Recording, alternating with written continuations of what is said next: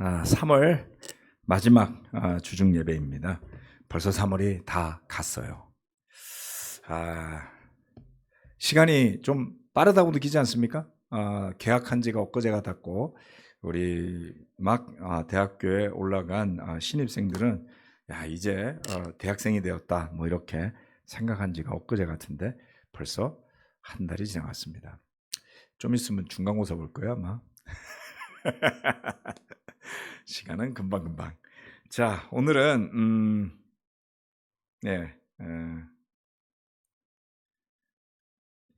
PPT 띄워주시죠. 넘어가 버렸네. 오늘은 참으며 마음을 굳게 하십시오. 야고보서 4장 마지막 부분과 5장 초반 중반부까지의 말씀입니다. 그렇게 하십시오.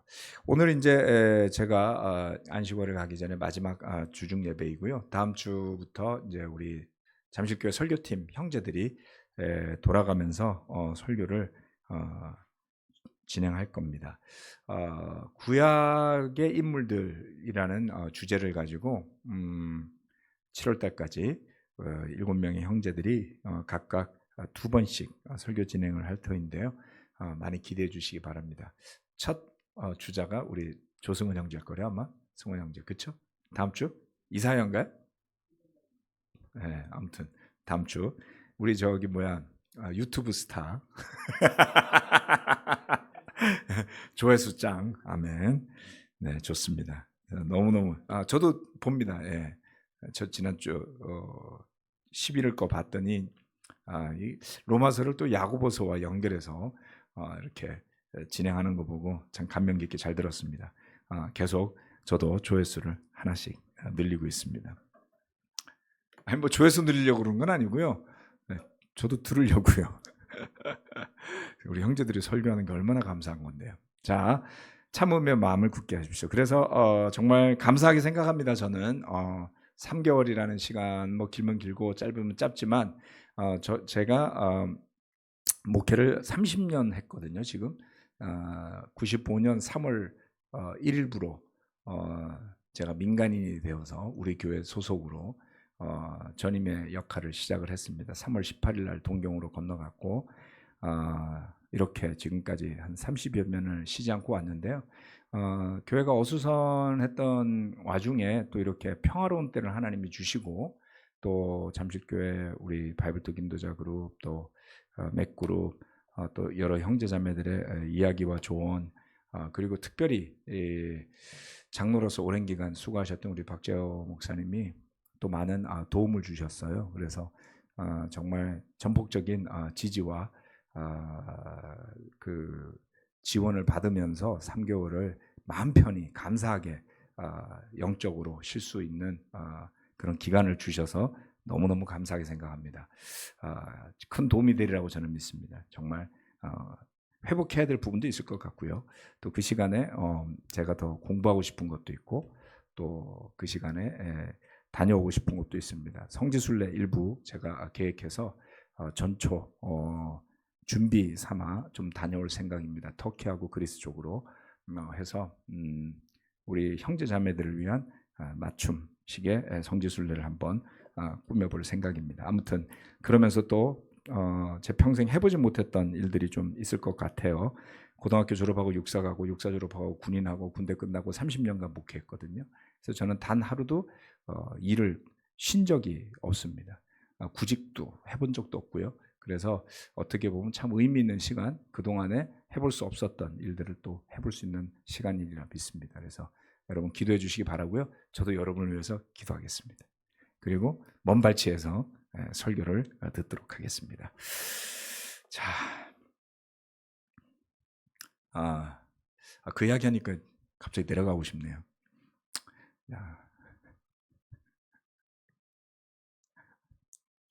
네? 무슨 말씀인지 모르셨구나. 예. 설교 끝난 것 같은 느낌이 들어서. 자, 이렇게 10가지의 주제를 가지고 쭉 지금까지 왔습니다. 지난 시간 복습 더 큰 하나님의 은혜 라는 말씀이었죠. 그러나 하나님께서는 더 큰 은혜를 주십니다. 그러므로 성경에 이르기를 하나님께서는 교만한 자들을 물리치시고 겸손한 사람들에게 은혜를 주신다 하고 말합니다. 그러므로 하나님께 복종하고 악마를 물리치십시오. 그리하면 악마는 달아날 것입니다. 선이 악을 어떻게 이기는지를 보여주는 정말 좋은 구절인 것 같습니다. 우리의 무기는 악이 되어서는 안 됩니다. 우리가 예수님을 주님으로 고백한 사람들로 우리의 무기는 은혜가 되어야 되고요. 우리의 무기는 선이 되어야 합니다. 그래서 늘 선이 지는 것 같지만 마지막에는 영웅이 이기잖아요. 그래서 선은 그와 같은 주인공이고 그리고 영웅이라고 저는 믿습니다. 자, 오늘은 지난 시간에 못했던 4장 13절로부터 17절 말씀 먼저 보도록 하겠습니다. 우쭐대며 자랑하기보다 선한 일을 하십시오. 4장 13절로 17절 말씀. 오늘이나 내일 어느 도시에 가서 1년 동안 거기에서 지내며 장사하여 돈을 벌겠다 하는 사람들이여 들으십시오. 여러분은 내일 일을 알지 못합니다. 여러분의 생명이 무엇입니까? 여러분은 잠깐 나타났다가 사라져버리는 안개에 지나지 않습니다. 도리어 여러분은 이렇게 말해야 할 것입니다. 주님께서 원하시면 우리가 살 것이고 또 이런 일이나 저런 일을 할 것이다. 그런데 여러분은 지금 우쭐대면서 자랑하고 있습니다. 그와 같은 자랑은 다 악한 것입니다. 그러므로 사람이 해야 할 선한 일이 무엇인지 알면서도 하지 않으면 그것은 그에게 죄가 됩니다. 마지막 4장 17절 말씀, 우리가 죄 공부할 때 마지막에 양념처럼 이렇게 한 구절 붙이는 그러한 구절이었죠. 근데 저는 어느 순간부터 이 구절을 죄에 대한 걸로 요 구절만 가르치는 것이 조금은 아쉽다라는 생각이 많이 들어서 최근 몇 년 좀 됐어요. 죄 공부할 때 이 구절은 저는 잘 보지 않습니다. 왜냐하면 너무 짧게 전하기에는 좀 아쉽고, 그렇다고 이걸 막 전하기에는 선한 일을 안 한다고 그걸 죄라고 느낄 만한 상태이지 않아요. 대부분 워낙 죄가 많아가지고 그거 회개하기도 대부분 바쁘거든요. 그렇지 않나요? 저는 이 구절 별로 마음에 안 들어왔었어요. 네. 근데 이제 여러분은 이 구절이 마음에 들어가야 됩니다. 이건 이제 우리 이야기인 거죠. 그래서 오늘은 좀 그 부분을 좀 보도록 하겠습니다. 흐름으로 보면 저는 이 4장의 마지막 부분하고 두 번째 포인트에서 말씀드릴 5장의 첫 부분이 좀 사실 좀 연결되는 듯한 느낌을 좀 받거든요. 좀 이따 보시면 그 이유를 좀 아실 수 있을 것 같습니다. 자, 4장은 교회 안에서 발생하는 싸움이나 분쟁의 근본 원인에 대해서 아주 뼈아프게 지적하고 가르치는 말씀이었어요. 그리고 마지막 말미에서 우쭐대며 자랑하는 사람, 우쭐대며 자랑하는 사람 이야기를 하는데요.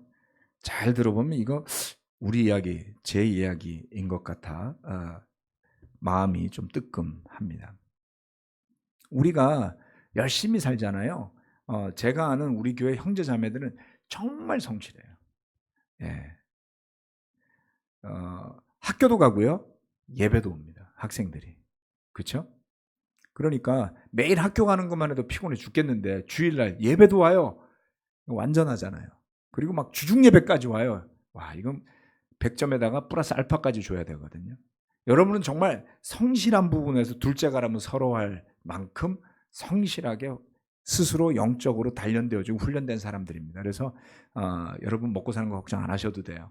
여러분들은 잘 하실 수가 있습니다. 그럼에도 불구하고 우리는 내일이 오늘보다 좀 더 나은 삶이 되기를 바라면서 또 열심도 내죠. 그런데 그 초점이 만약에 돈에 가 있으면 어떻게 됩니까? 여기에 보면 이렇게 얘기했잖아요. 오늘이나 내일 어느 도시에 가서 1년 동안 거기 살면서 복음을 전하겠다가 아니잖아요. 그런 결심을 하면 정말 대단하지 않겠습니까? 그런데 나 거기 가서 장사해서 돈을 벌겠다. 이렇게 계획하시는 분들, 사업하시는 분들 다 그래요. 예. 물론 복음 전하시는 분들도 가끔 있습니다만 내일 일을 알지 못한다 이렇게 이야기합니다. 예. 자, 초점이 돈에 가 있으면 영적인 초점을 놓친다. 그래서 예? 다른 도시 가서 돈 벌겠다는데 그게 뭐가 잘못됐나요? 그랬더니 바로 이렇게 이야기합니다. 증거로 내일 일을 생각해 봐라. 이렇게 이야기했습니다. 내일이요? 자고 일어나면 또 오지 않나요? 그런데 그 다음에 이렇게 이야기합니다. 여러분의 생명이 무엇입니까? 여러분은 잠깐 나타났다가 사라져버리는 안개에 지나지 않습니다. 우리의 생명이 뭡니까? 우리의 생명이 얼마나 소중합니까? 돈은 없어도 생길 수가 있고요. 실수하거나 실패해서 좀 빚을 지더라도 다시 노력하면 갚을 수도 있습니다. 그런데 건강을 잃어버리면 회복하기가 굉장히 어렵습니다. 정말 많이 아픈 사람은 돈 생각 안 하시더라고요. 네. 여러분 몸살 감기 걸려가지고 집에 알아 누울 때 돈 생각 나던가요? 끙끙 앓으면서 정말 침대에서도 못 일어날 정도로 아프면 아이고 죽겠다 이 소리가 나잖아요. 아니 내가 어떻게 저렇게 뛰어다니고 일도 했지? 아무것도 할 수가 없어요. 감기 몸살 하나 걸렸다고. 네. 여러분 감기만 걸려도요 퍼포먼스가 한 30% 떨어집니다. 운동해보면 알 수 있어요. 그만큼 힘이 나지 않고요. 집중도 잘 되지 않습니다. 단지 감기에 걸렸을 뿐인데.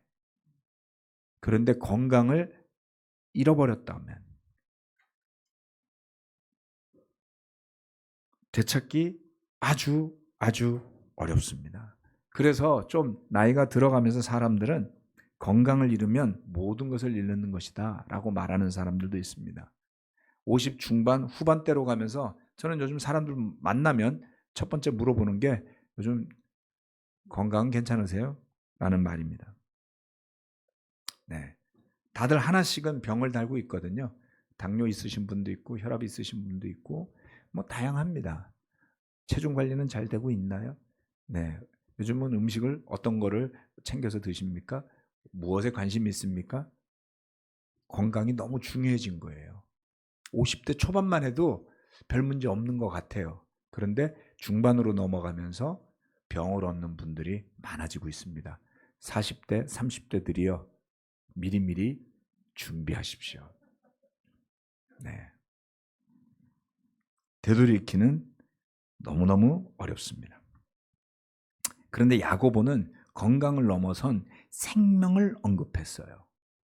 내일 뭐 하겠다고요? 저 도시 가서 1년 동안 살면서 돈 벌겠다고요? 당신의 생명이 내일 있으리란 보장이 있습니까? 굉장히 도전적입니다. 그런데 그 생명이 안개와 같아서 순식간에 사라져버릴 것이다. 그러니 하나님이 은혜롭게 나에게 내일을 또 허락하신다면 나는 그날 주님의 뜻에 따라 살겠다라고 해야 한다라는 겁니다. 주님의 뜻에 따라 이 일을 하겠다. 주님의 뜻에 따라 저 일을 하겠다 해야 되는 거예요. 그런데 우쭐대며 자랑하는 일은 그에 반하는 일입니다. 세상적인 일에 대한 자랑은 그래서 필연적으로 악으로 연결이 된다. 저 돈 좀 벌어서 기분 좋아하고 그냥 좀 자랑 좀 했는데 왜 그게 악한 겁니까? 아니요, 여러분 잘한 일 나누시고 저는 박수 쳐줄 겁니다. 왜요? 여러분들이 예수님의 제자의 양심을 가지고 살고 있기 때문이죠.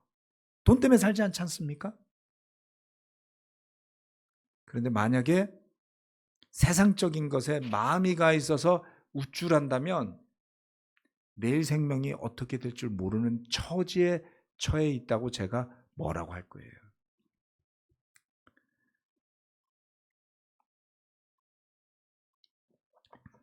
몇 년 전에 제가 주중에 설교하면서 좀 강하게 이야기를 했더니 왜 화를 내냐요. 기억들 나실 겁니다. 너무나 걱정됐어요. 왜요? 한때 순수한 마음으로 정말 헌신하며 살아왔던 사람들, 그게 저는 가식이라고 보지 않았거든요. 그런데 그 순수한 믿음에서 벗어나서 영혼이 어떻게 될지 모르는 길로 가고 있는데 안녕히 잘 가세요라고 말하는 게 정상입니까? 저는 그렇게 할 수 없었어요. 안타깝지만 경고하고 싶었습니다. 그 길로 가지 마세요. 위험합니다. 돌이키면 다행이지만 못 돌이킬 수도 있어요. 그러니 조금 더 신중하세요. 라는 메시지를 한번 강하게 딱 한번 했었죠. 야고보는 저는 비교도 안 돼요, 여러분. 네. 우쭐대면서 자랑하는 하나님의 일이 마음에 있지 않고 하나님의 일을 위해 살겠다라는 그 내면의 각오가 없다면 악하답니다. 그러니 그런 사람이 해야 할 선한 일을 할까요? 하지 않아요. 그런데 무엇인지 알면서도 하지 않는다는 거예요. 심각하죠. 알고 있는데 안 하는 것이 의미가 저는 두 가지가 있다고. 하나는 정말 알고 있는데 너무 욕심이 나. 예? 그렇잖아요? 네, 결혼한 사람들이 결혼했는데 갑자기 지나가는 여자가 너무 이뻐. 술집의 마담이 너무 이뻐. 한 번만 손잡으면 안 될까? 뭐 이러는 것처럼 선한 일 해야 되는데 내가 예배 가야 되는데 내가 말씀 봐야 되는데 내가 기도해야 되는데 안 하는 거. 근데 이건 애교입니다. 그러면 정신 차리기가 쉬워요. 아유, 내가 그러면 안 됐는데. 마음에 찔려요. 네. 만약에 믿음의 형제라면 고백하시겠죠. 네. 정신 차리고 죽을 뻔했습니다. 네. 고백하면 살아납니다. 회개할 수 있어요. 두 번째는 뭐냐면 너무 그렇게 산 지 오래돼 갖고 선한 일이 뭔지 이제 까먹어 버렸어요. 예배 와 있는데 마음이 안 기뻐. 그런 지가 너무 오래됐어요. 말씀을 보는데 감동이 없어. 감동이 없는데 우쭐대요. 자랑해요. 그거는 하나님과 아닌가? 아니요, 여러분. 예, 지식이 사람을 교만하게 한다고 그랬잖아요.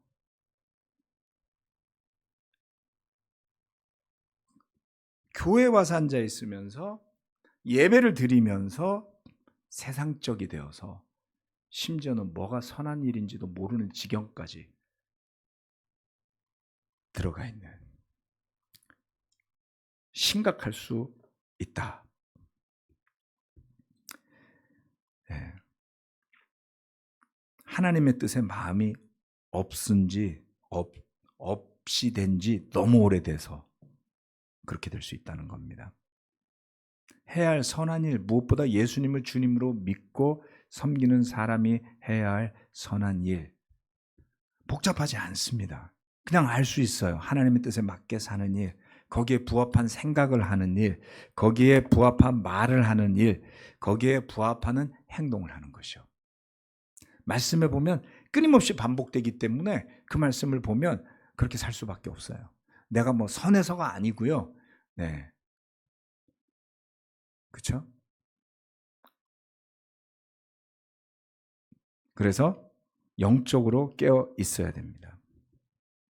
그래서 세상의 마음을 뺏기지 않도록 해야 됩니다. 마음 뺏기고 마음 뺏기고 마음 뺏기고 마음 뺏기고 나중에 영혼을 팔아먹고 나면 뭐가 뭔지 알 수 없는 데까지 갑니다. 그래서 우쭐대고 자랑하고 비교하고 남을 판단하는 마음이 들 때 빨리 회개하십시오. 빨리 갖다 버리십시오. 네. 왜냐하면 저와 여러분은 너무나 많은 것을 받았기 때문에 남을 시기하고 그러면 이미 탐욕에 쩔어 있는 거예요. 그 축복이 넘치는데 그게 만족스럽지 않으면 그게 벌써 죄 아닌가요? 네.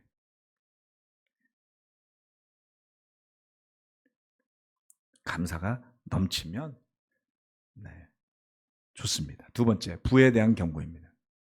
5장 1절 말씀부터 6절.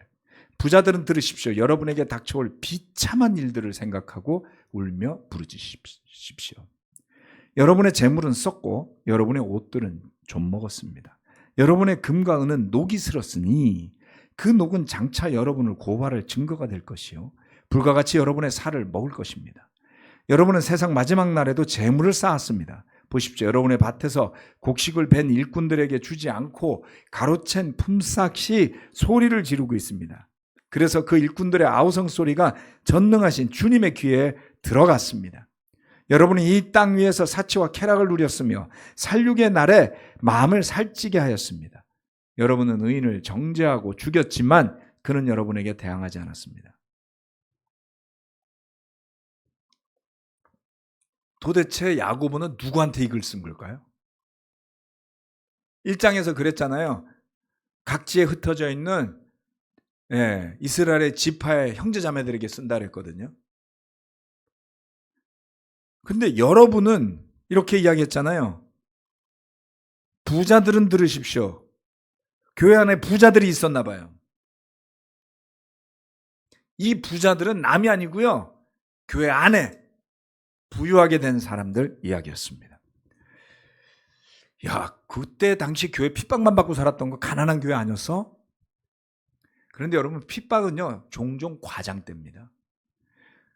로마의 모든 황제가 기독교인을 핍박했던가요? 그렇지 않아요. 몇몇 황제들이 한 겁니다.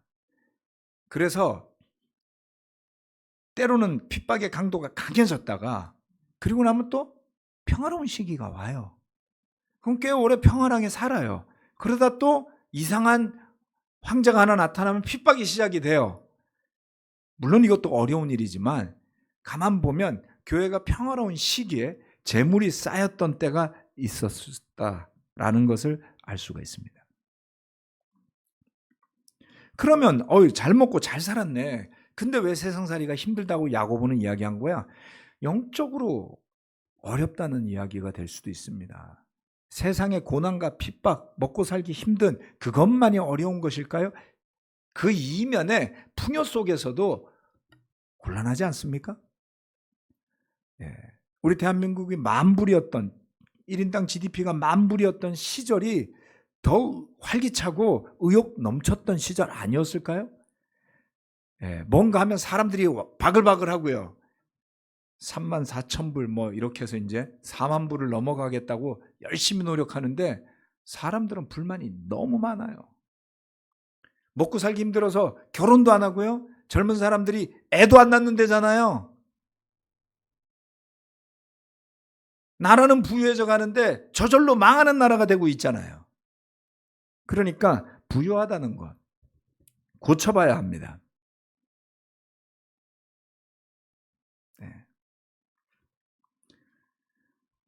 세상적으로 너무 잘 됐더니 그 반대급부로 영성이 말라버리는 위험이 있더라.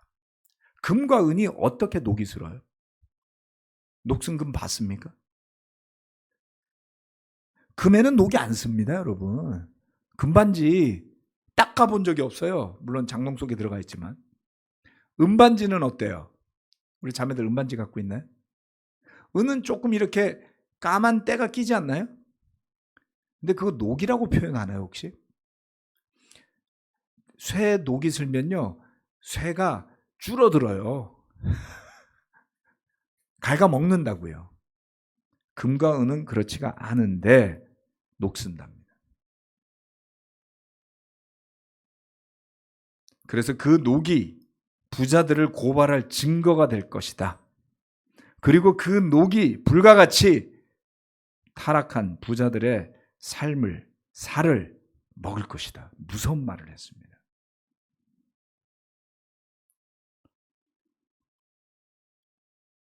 이 금과 은에 녹이 슬어 있는 것을 야고보는 이야기합니다. 기발하지 않나요? 사람들은 좋다고 금반지를 꼈고 은반지를 끼고 금실을 두른 옷을 입고 그러고서 모임에 왔었을 터인데 어떤 사람들은 그 번쩍이는 금과 은 위에 녹이 슬어 있어서 추하다는 것을 알지 못한 것을 상징적으로 표현했다고 저는 믿습니다. 그런데 사람들의 탐욕에 또는 세상적인 마음에 정신이 팔려서 그 번쩍이는 옷에 슬어 있는 녹을 보지 못하는 사람들에게 그것이 그들을 고발할 증거가 된다. 그리고 그들의 살을 불과 같이 먹을 심판의 근거가 된다. 마지막 순간에도, 세상의 마지막 날에도 재물을 쌓았다. 죽기 직전까지 돈 걱정만 하다가 죽는 사람이 있다면 얼마나 헛된 일일까요? 마지막엔 사랑하는 가족 얼굴 보고 싶지 않을까요? 네. 제가 오늘 뜬금없이 유언을 한번 생각해 봤습니다. 어제 제자 공부하다가 마태복음 28장 이야기하면서 유언 이야기를 해서 그런가 봐요. 나는 유언을 남긴다면 뭐라고 남길까? 이런 생각을 좀 해봤습니다. 그 유언, 제 머릿속에 떠오르는 유언에는 돈에 대한 이야기는 없었습니다. 돈은 알아서 가져가겠지. 가만 냅둬도. 더 중요한 뭔가를 말하고 싶은 마음이 있었습니다. 금은 금이고요.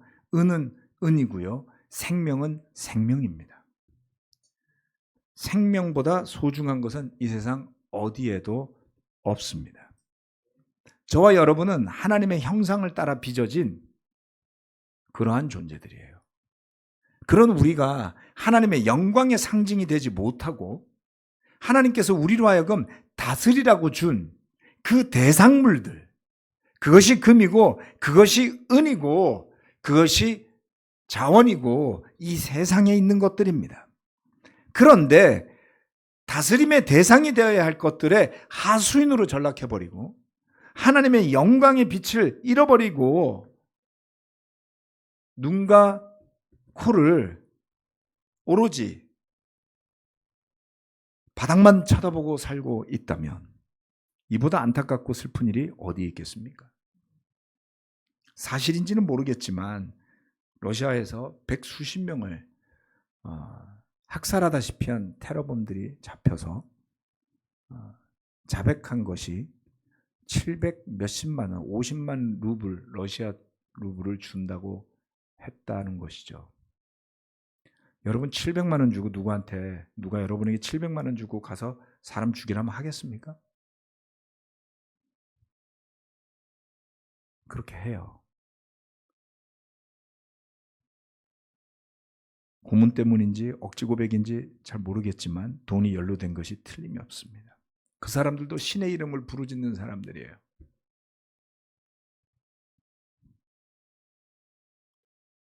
그러니 사도 야고보가 살아있던 시절에 교회 안에 있는 사람들에게 이렇게 강하게 그들의 영혼을 염려해서 이 소리 들으면 교회 나가고 싶었을 텐데요. 이렇게까지 말한 이유가 있었을 것이다라고 믿어야 되지 않을까요? 물론 저는 사도가 아니고 야고보 수준도 아니기 때문에 이렇게 제가 말하지는 않을 겁니다. 네. 오버하면 안 되죠. 야고보가 그랬다고요.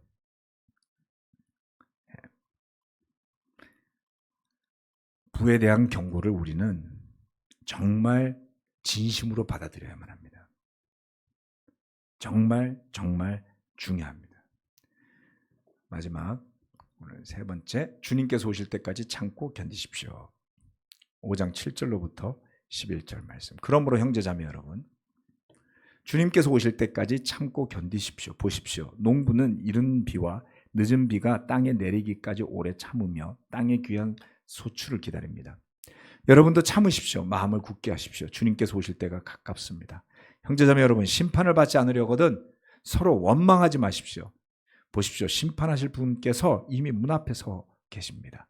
형제자매 여러분, 주님의 이름으로 예언한 예언자들을 고난과 인내의 본보기로 삼으십시오. 보십시오. 참고 견딘 사람은 복되다고 우리는 생각합니다. 여러분은 욥이 어떻게 참고 견뎠는지를 들었고 또 주님께서 나중에 그에게 어떻게 하셨는지를 알고 있습니다. 주님은 가여워하는 마음이 넘치고 불쌍히 여기는 마음이 크십니다.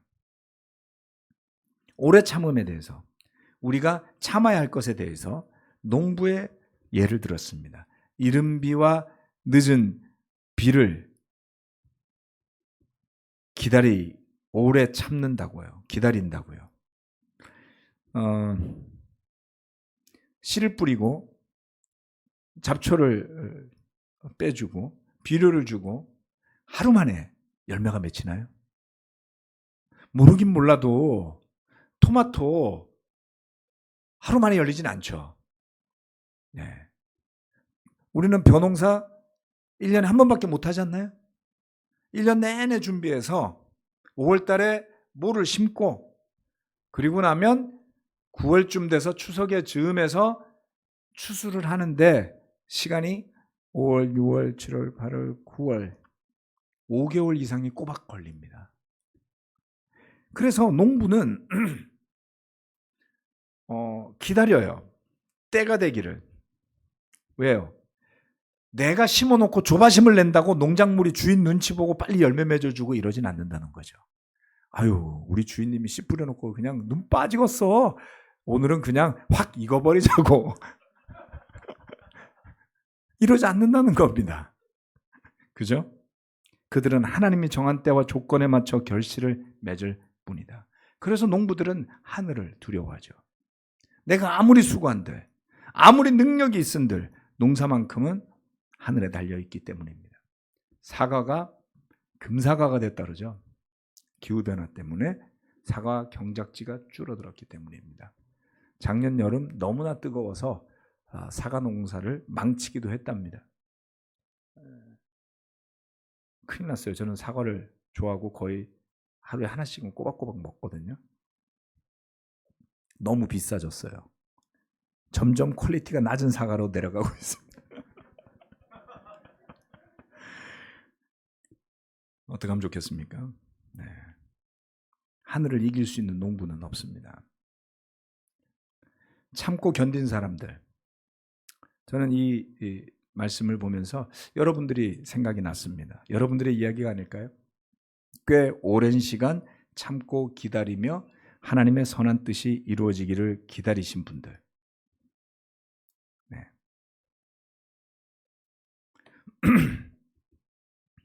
그런데 마음을 굳게 하라고 했습니다. 왜냐하면 주님께서 오실 때가 가깝기 때문입니다. 그러다가 9절에 뜬금없이 형제자매 여러분, 심판을 받지 않으려거든 서로 원망하지 마십시오. 이 이야기가 나와요. 갑자기 원망하지 말라라는 말씀이 왜 불쑥 나올까요? 두고 묵상해 보니 인내심이 부족해지면, 어려운 일을 도저히 견디다가 힘들면 제일 쉬운 방법이 있잖아요. 남 탓하기. 네.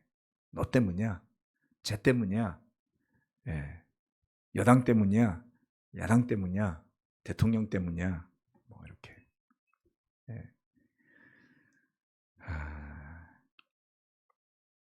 인내를 멈추면 원망과 불평이 쏟아집니다.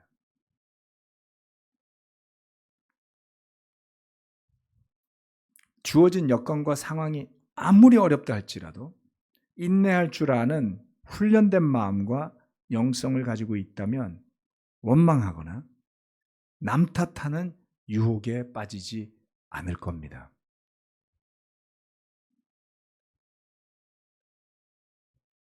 영성이 있어야만 합니다.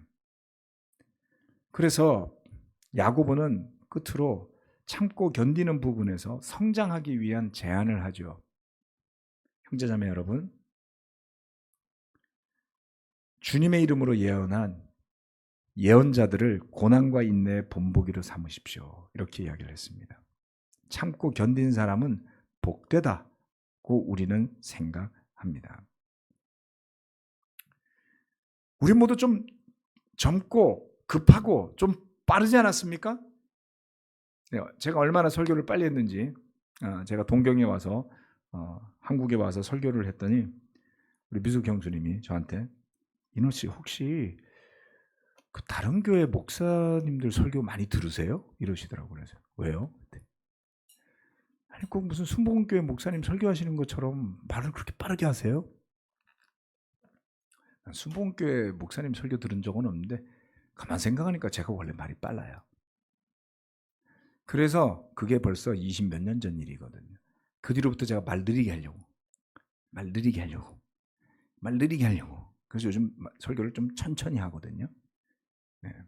한 15년 전에는 장년부 어르신들이 제가 성경 구절 뭐 읽어주면 못 찾겠대요. 2번 이야기해달라 그랬어요. 너무 빨리 읽어서. 그랬던 적도 있습니다. 저만 성질 급한 건가요? 우리 교회는 집단 조급증 환자들처럼 굴었어요. 세례 빨리 안 나온다고 막 닥달하는 교회가 세상에 어디 있어요?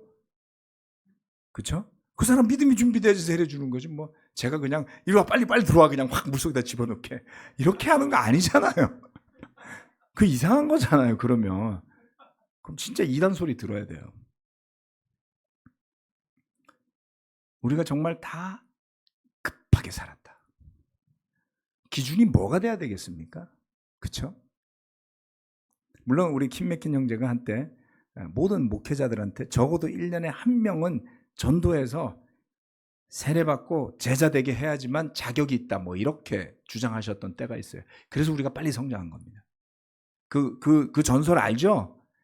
예, 컨퍼런스 가가지고 마닐라에서 강당에 목사님들만 쫙 서 있는데 작년부터 지금까지 1년 동안 제자를 삼아서 세례 주지 못한 목사님들 일어서세요.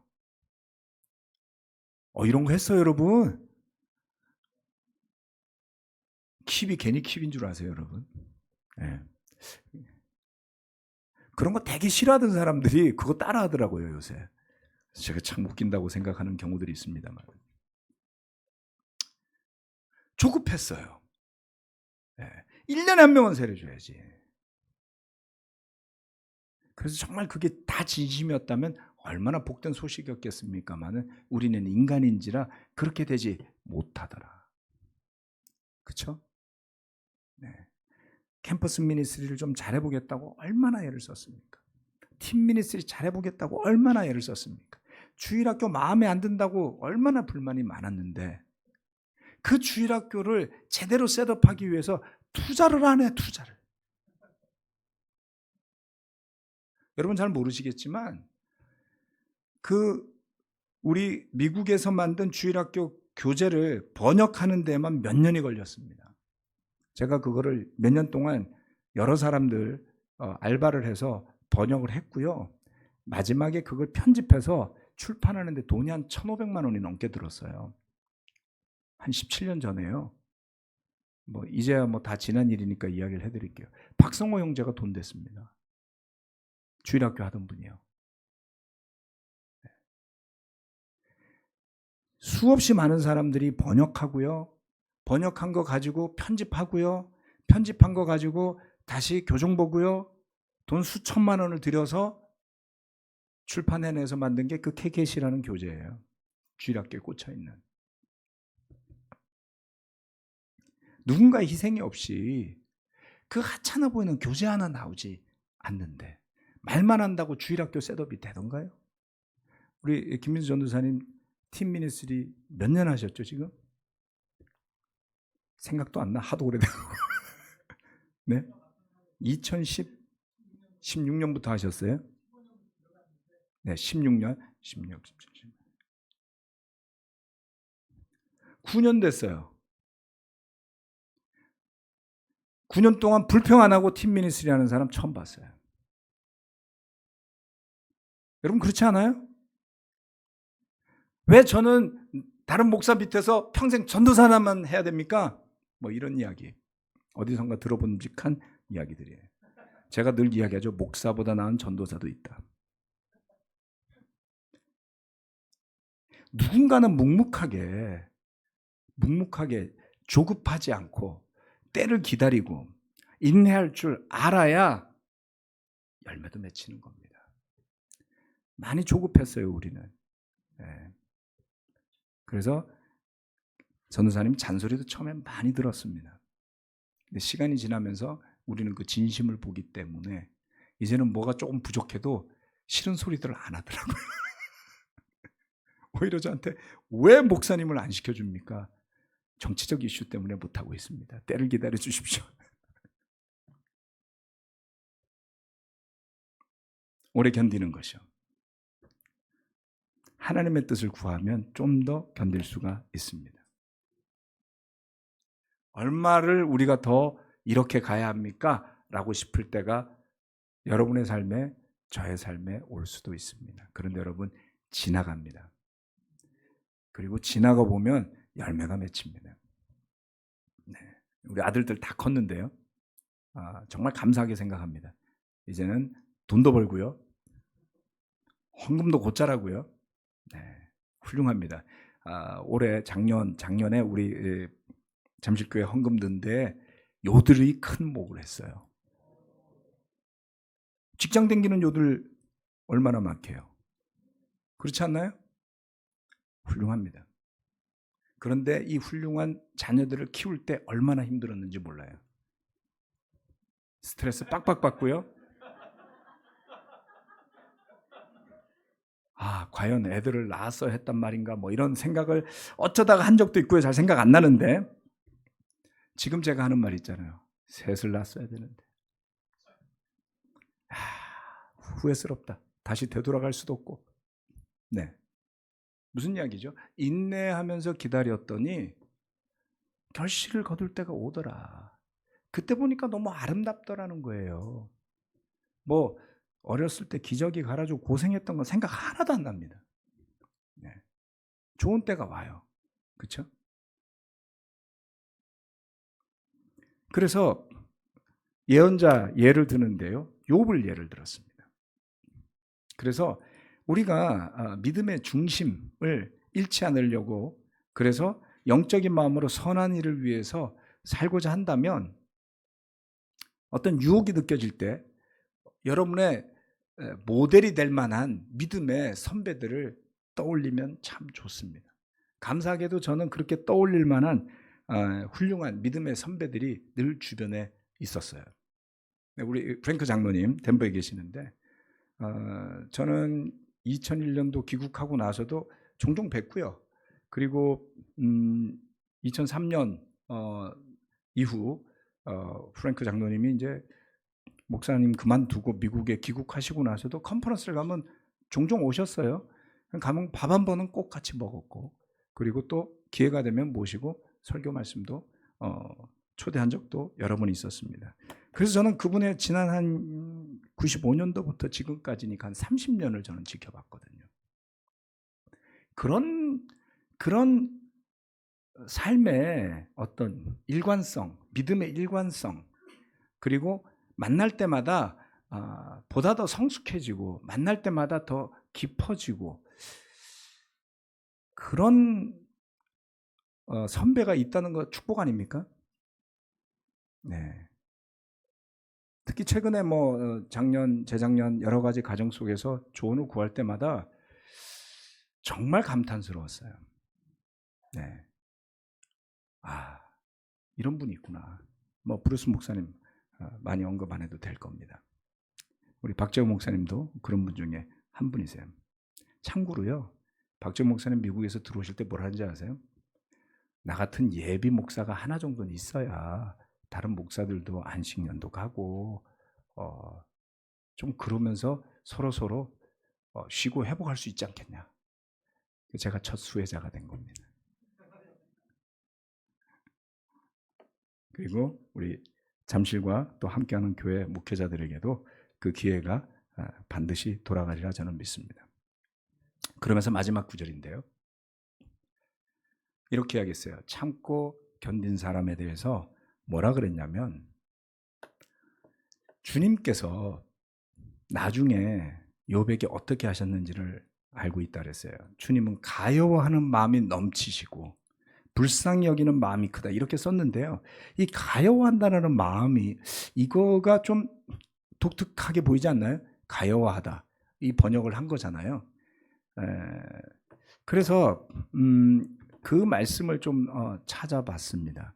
가여워한다는 게 뭘까요? Full of compassion 뭐 이렇게 되어 있었습니다.